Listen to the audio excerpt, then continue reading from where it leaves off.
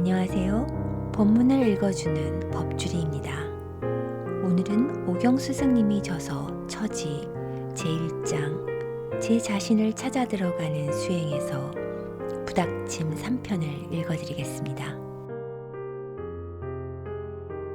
해동 땅이 뿌리 기운이기 때문에 압록강, 두만강 넘어가 나무의 밑둥치 역할을 한다는 소리다. 말하자면 나무 밑둥치의 경계는 중국과 소련인데 이 나라들은 뿌리의 영양분을 받아 먹어야만 안정적이고 균형 잡힌 발전을 이룰 수 있는 것이다. 뿌리국의 영양분이란 물질적인 기운이 아니라 정신 문화의 영양 성분을 말한다. 이러한 영양 성분을 밑둥치로 올려보내기 위해 뿌리가 살아가는 것이다. 다시금 밑둥치에서는 이 영양 성분을 몸통으로 해서 나뭇가지로 올려보내는 것이다. 몸통에서 이어나가는 나뭇가지의 경계는 천산산맥과 히말라야 산맥으로서 이 넘어가 가지로서 서양 문화권의 시작이라는 것이다. 해동 땅 뿌리국의 깨우침은 지금까지도 나오지 않았느니라. 나무는 뿌리, 몸통, 가지, 세 등분으로 분리되어지듯이 깨달음도 생활상에 따라 상, 중, 하로 나누어진다. 따라서 둥치나 기둥의 삶은 거기에 알맞은 깨달음을 얻어 살아가는 것뿐이고 가지는 가지에 맞는 생활 깨달음을 얻어서 살아갈 뿐이라는 소리다.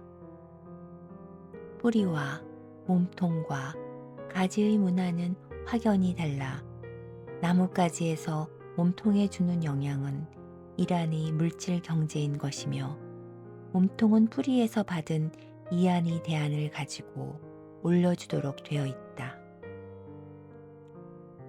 이를테면 몸통인 중국 대륙에서 이란과 이안의 교역이 장이 된다는 소리다. 이는 이란이 서양의 물질과 이안이 해동 땅 뿌리의 사상이다. 나무의 영양 공급원은 뿌리에서 몸통, 몸통에서 가지로 올라가게 되어 있으므로 뿌리의 깨달음이 몸통과 가지의 영양 공급원이 되주어야 한다는 것이다. 그러나 지금까지도 뿌리의 영양 공급원이 창출되지 않아 어떠한 영향도 미치지 못하고 있다.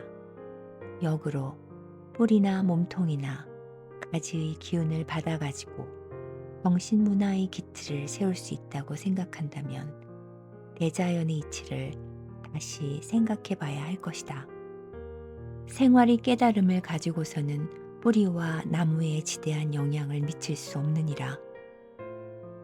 동서양의 생활 방식이 다른 것처럼 가지와 몸통의 기운은 뿌리와 확연히 달라 어느 문화권이냐에 따라서 깨달음이 다르다는 소리다. 때문에 지금까지의 깨달음이 최고조까지 올라왔다 한들 고작 가지나 밑둥치에 불과한 깨달음이다 보니 이를 가지고는 깨달음이라고는 말할 수 없는 노릇이다. 생활 방식이 거기에 미쳐 발생하는 생활의 지혜, 각의 차원이기 때문이다. 동서양의 생활 방식이 다른 것처럼 가지와 몸통의 기운은 뿌리와 확연히 달라 어느 문화권이냐에 따라서 깨달음이 다르다는 소리다. 때문에 지금까지의 깨달음이 최고조까지 올라왔다 한들 고작 가지나 밑둥치에 불과한 깨달음이다 보니 이를 가지고는 깨달음이라고는 말할 수 없는 노릇이다. 생활 방식이 거기에 미쳐 발생하는 생활의 지혜, 각의 차원이기 때문이다.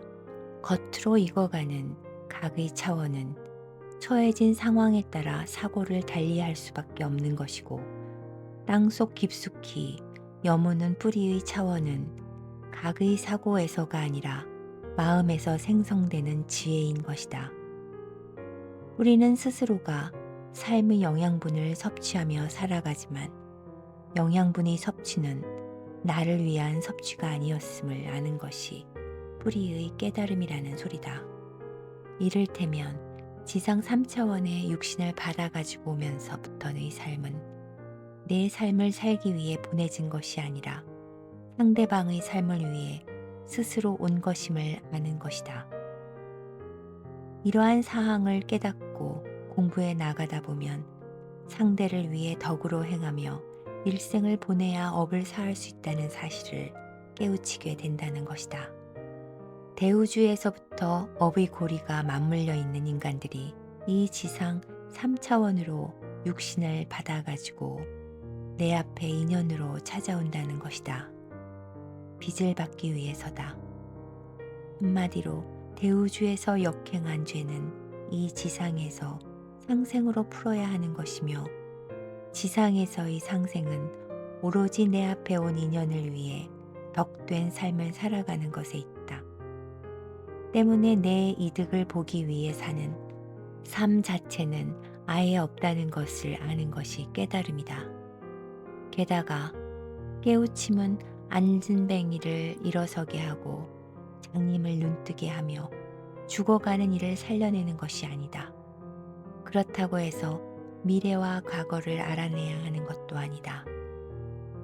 산으로 끌려와 수행하는 이유와 이곳에 와서까지도 내 앞의 인연과 부닥쳐가며 살아가야 하는 나는 도대체 누구인가를 알기 위해 공부해 나간다면 궁극에는 나는 누구인가를 찾게 되기에 하는 소리다.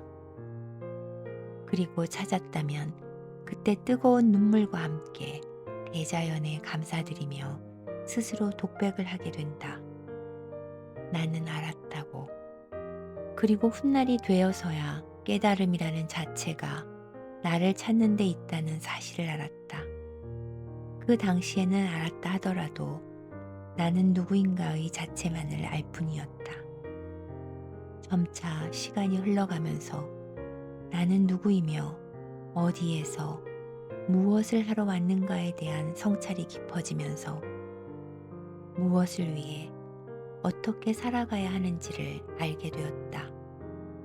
이는 어느 정도 시간이 흐르고 나서 농막에서 알게 된 사실이지만 나 자신을 아는 것이 깨달음이었음을 아는 순간 이거구나. 나 자신을 찾는 것이 깨달음이구나. 너를 위해 살아가야 하는 것이 인생이구나. 무릎을 크게 한번 칠 때는 이미 복받쳐 오르는 희열로 인해 눈물 범벅이 되어 있었다. 이때서야 비로소 나 자신이 해야 될 일을 찾은 것이다. 나를 찾고 나면 이 지상에서 나 혼자 잘 먹고 내 멋대로 살아가기 위해 태어난 것이 아니라 업이 고리에 물려있는 인연들을 위해 태어났다는 사실도 알게 된 것이다. 인간에서 사람으로 성장하고 나면 정확하게 삶은 덕으로 살아가기 마련이다. 그때서부터 부처, 불을 쓸 수 있는 자격이 주어진다. 따라서 이러한 깨달음은 뿌리의 자손이라면 누구나 얻을 수 있는 것이다.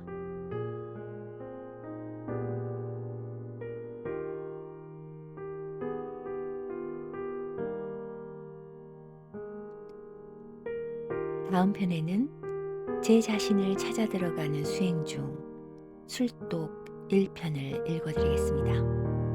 안녕히 계세요.